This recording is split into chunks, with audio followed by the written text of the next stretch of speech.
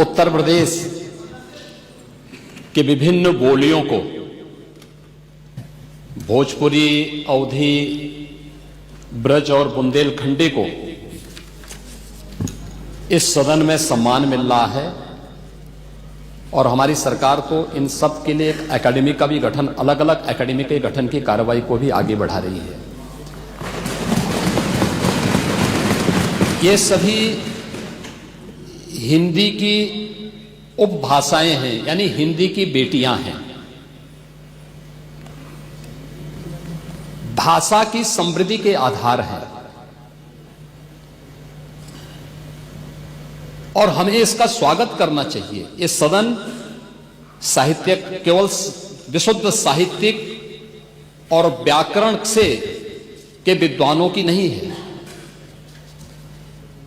आम जन का प्रतिनिधित्व करने वाले माननीय सदस्य समाज के विभिन्न तबके से आए हैं। अंतिम पायदान पर बैठे हुए व्यक्ति की आवाज को भी इस सदन में मुखरता मिले, इसके लिए अगर किसी को हिंदी में वह धारा प्रवाह नहीं बोल सकता तो उसको भोजपुरी में भी अपनी बात को रखने का अधिकार मिलना चाहिए, अवधी में, ब्रज में या बुंदेलखंडी में उसको रखने का अधिकार मिलना चाहिए। ये कौन सी बात हो गई कि भोजपुरी में ना बोले, अवधी में ना बोले, इसका विरोध अंग्रेजी का, बुंदेलखंडी में ना बोले और उर्दू की आप वकालत कर रहे हैं। ये बड़ी विचित्र बात है।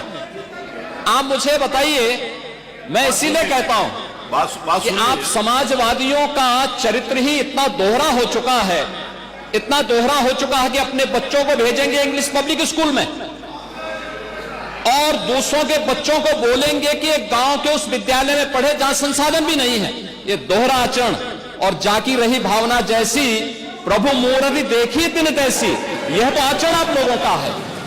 इसीलिए आपने कल भी भोजपुरी का विरोध किया, अवधी का विरोध किया, बुंदेलखंडी का विरोध किया और आप लोग अपने दैनिक जागरण में, दैनिक जीवन में इस प्रकार के आचरण के आदी हो चुके हैं। और इसलिए अध्यक्ष जी, इसका अभिनंदन हम लोग करते हैं और इन बोलियों को सम्मान मिलना चाहिए। इनके संरक्षण के लिए ही हमारी सरकार भोजपुरी एकेडमी का गठन कर रही है, अवधी एकेडमी का गठन कर रही है संत तुलसीदास जी के नाम पर।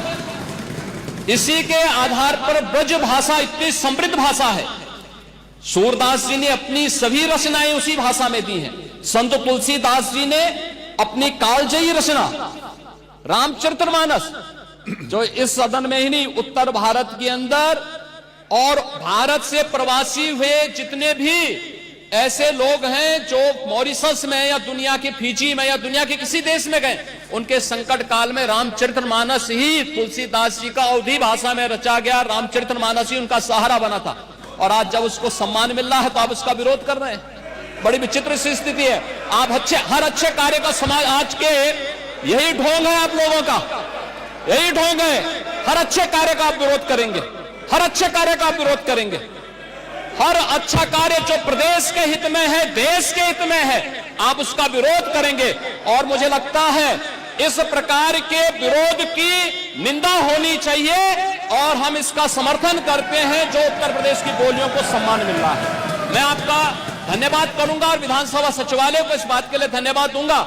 कल हम लोगों ने यहां पे इसका शुभारंभ किया, समाजवादी पार्टी ने उसका विरोध किया है और मुझे लगता है कि प्रोसीडिंग का हिस्सा होना चाहिए। इनको समाज के सामने एक्सपोज करना चाहिए। अपने बच्चों को ये लोग पढ़ाएंगे इंग्लिश स्कूलों में और दूसरे के बच्चे के लिए अगर वो सुविधा सरकार देना चाहते हो, कहते नहीं उर्दू पढ़ाओ इसको, यानी उसको मौलवी बनाना चाहते हैं, कठपुल्ला पर की ओर इसको ले जाना चाहते हैं। ये नहीं चल सकता है।